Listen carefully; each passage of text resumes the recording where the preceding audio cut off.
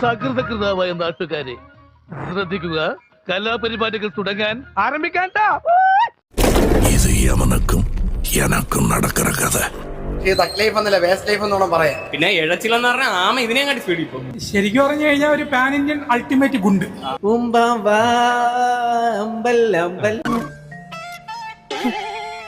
ഈ പറഞ്ഞതിന് വേറൊരർത്ഥം ഇല്ലേ? ഏയ് നീയാ നാനാ തഗ് ലൈഫ്. അയ്യോ എന്നാടാ ദേവം. ഏതോ കാലം ട്രെൻഡ് ഔട്ടായ കൂളിംഗ് ഗ്ലാസും ചങ്ങലയിട്ട സാധനം, അതാണ് ഇപ്പൊ ഇദ്ദേഹം തഗ് ലൈഫ് എന്ന പേരുമായിട്ട് ഇറക്കിയിരിക്കുന്നത്. മാനുവല്ലേ മണിരത്നത്തിന്റെ സിനിമയാണോ ഇത്? ഇതിനകത്ത് കോൺഫ്ലിക്റ്റ് ആണ്, പരിപ്പോടെ കോൺഫ്ലിക്റ്റ്.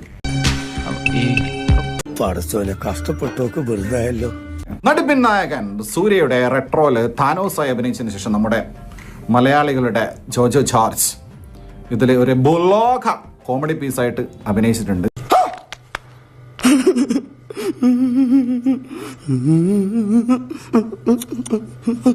ജോജോ ഇങ്ങനെ എന്തൊക്കെയോ പറഞ്ഞ് ലാസ്റ്റ് ജയന്തി ജനത എക്സ്പ്രസ് തട്ടിമായിരിക്കും. ഇതാണ് ജോജുവിന്റെ ക്യാരക്ടർ കോമഡി പീസ്.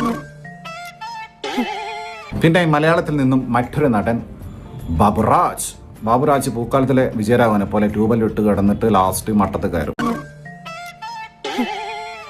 എന്റെ കൺട്രോൾ വിട്ടു ഈശ്വരാ. ചിമ്പ് ഒഴികെ ബാക്കി എല്ലാവരും കോമഡി പീസുകളാണ്.